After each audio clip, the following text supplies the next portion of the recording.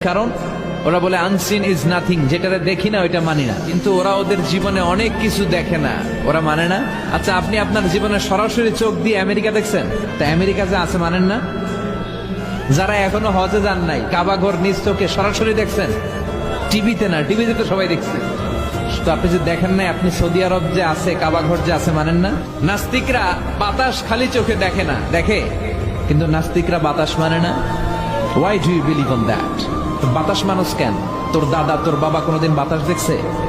তুই তোর চোখ দিয়ে কোনোদিন বাতাস দেখেছিস? বাতাস বিশ্বাস করো কেন?